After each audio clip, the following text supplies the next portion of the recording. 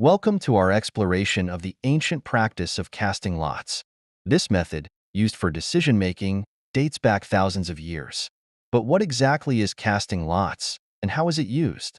Casting lots is an ancient practice where objects such as stones, sticks, or bones were thrown or drawn to make decisions. These objects, often marked or inscribed, were believed to reveal divine will or fate. This practice was prevalent in many ancient civilizations. From Mesopotamia to Greece, and prominently in Israel, casting lots was a common method to seek guidance or make impartial decisions.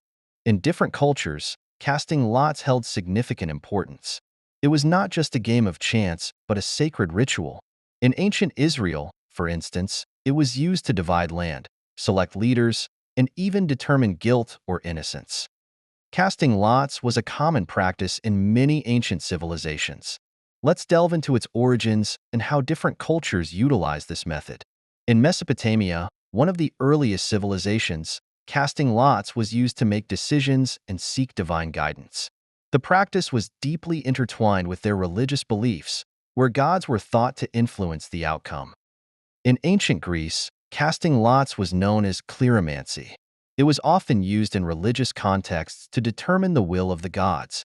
Priests would cast lots to make important decisions, from selecting leaders to resolving disputes. In ancient Israel, casting lots was a significant practice mentioned frequently in the Bible. It was used to divide land among the tribes, select leaders, and even determine guilt or innocence in legal matters.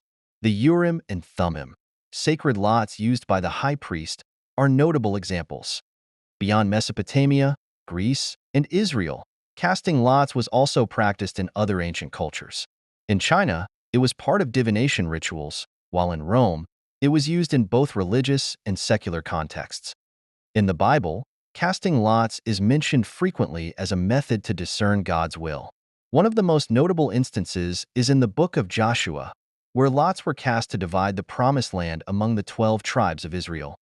In the book of Jonah, sailors cast lots to determine who was responsible for the storm threatening their ship. The lot fell on Jonah, revealing him as the cause of their troubles. This story highlights the belief in divine intervention through casting lots. After the betrayal and death of Judas Iscariot, the apostles needed to choose a replacement.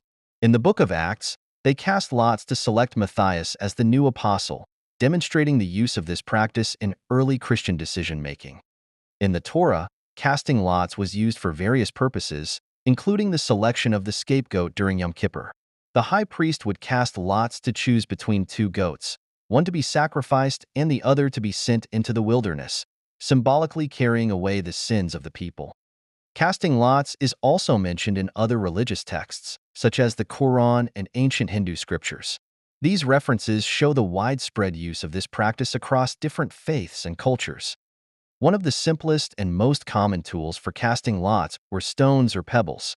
These could be plain or marked with symbols. In ancient Israel, for example, the Urim and Thummim were sacred stones used by the high priest to seek God's guidance. Sticks and arrows were also popular tools. In ancient China, yarrow sticks were used in the I Ching divination process. Similarly, in some Native American cultures, arrows were cast to make decisions or predict outcomes. Bones, particularly knuckle bones, were used in many cultures. These bones, often from sheep or goats, were thrown to interpret their positions. Early forms of dice, made from bones or ivory, were also used for casting lots. In ancient Greece, potsherds, broken pieces of pottery, were used in a practice called ostracism. Citizens would inscribe names on these shards to vote on exiling individuals. Clay tablets with inscriptions were another method, particularly in Mesopotamia. The process of casting lots often involved specific rituals and procedures. In many cultures, it was a communal activity, performed by priests or leaders in a sacred context. The act of casting lots was seen as invoking divine will or fate. One of the most significant uses of casting lots in the Bible is the division of the Promised Land among the 12 tribes of Israel. In the book of Joshua, lots were cast to ensure a fair and divinely guided distribution of the land. After the Battle of Jericho, the Israelites faced a setback due to a hidden sin. To identify the culprit, lots were cast, and Achan was revealed as the one who had taken forbidden items. This story underscores the belief in divine justice through casting lots. In the book of Samuel, lots were cast to confirm Saul as the first king of Israel. This event highlights the use of casting lots in selecting leaders and seeking divine approval for important decisions. In the story of Jonah, sailors cast lots to determine who was responsible for the storm threatening their ship. The lot fell on Jonah, leading to his dramatic encounter with the great fish. This story illustrates the use of casting lots to seek divine intervention in times of crisis. After the betrayal and death of Judas Iscariot, the apostles needed to choose a replacement. In the book of Acts, they cast lots to select Matthias as the new apostle, demonstrating the continued use of this practice in early Christian decision-making. One of the primary reasons people have relied on casting lots is the desire for impartiality. By leaving the decision to chance, individuals and communities sought to remove personal bias and ensure a fair outcome. In many cultures, casting lots was seen as a way to seek divine guidance. People believed that the outcome was influenced by a higher power, providing a sense of reassurance and legitimacy to the decision. Making important decisions can be stressful. Casting lots offered a way to alleviate this stress by transferring the burden of choice to an external process. This method provided a sense of relief and clarity. Rituals and traditions play a significant role in human psychology. The act of casting lots was often embedded in cultural and religious rituals, reinforcing community bonds and shared beliefs. Modern psychology offers insights into why casting lots was effective. Concepts like cognitive load, decision fatigue, and the need for closure help explain why people turn to this practice. By simplifying the decision-making process, casting lots provided a practical solution to complex problems. Historians provide valuable context on the evolution of casting lots. They highlight how this practice has shaped decision-making processes throughout history and its impact on various cultures.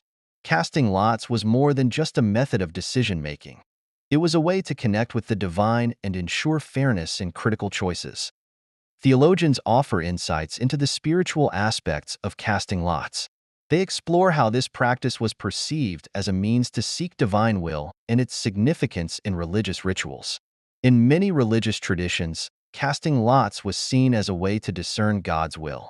It provided a sense of divine guidance and legitimacy to decisions. Cultural experts examine the broader implications of casting lots in various societies. They discuss how this practice influenced social structures and community dynamics. Casting lots played a crucial role in maintaining social order and ensuring impartiality in decision-making. It was a practice deeply embedded in the cultural fabric of many societies. While casting lots may seem outdated, similar practices still exist today. Modern equivalents like drawing straws, flipping coins, and using random number generators continue to serve as impartial decision-making tools. Can casting lots be considered reliable and ethical in today's world? Experts weigh in on the pros and cons of using chance-based methods for decision-making. Casting lots can provide an impartial decision. It may not always be the most ethical choice, especially in complex situations requiring nuanced judgment. While casting lots may seem outdated, similar practices still exist today.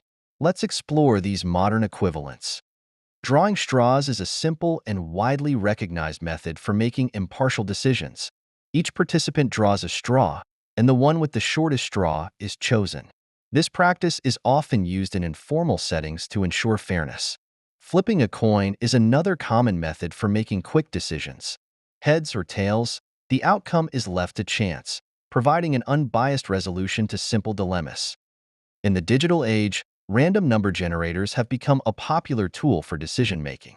These algorithms produce random results, ensuring impartiality in various applications, from lotteries to selecting winners in contests.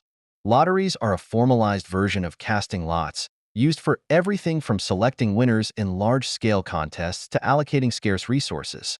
The randomness of the draw ensures fairness and transparency. Organizations sometimes use random methods to make decisions, especially when impartiality is crucial. For example, random selection can be used to assign tasks or choose participants for projects, ensuring fairness and reducing bias. While these methods provide impartiality, they also raise ethical and practical considerations. The reliability of casting lots depends on the context. In situations where impartiality and randomness are crucial, such as lotteries or simple decisions, casting lots can be highly effective.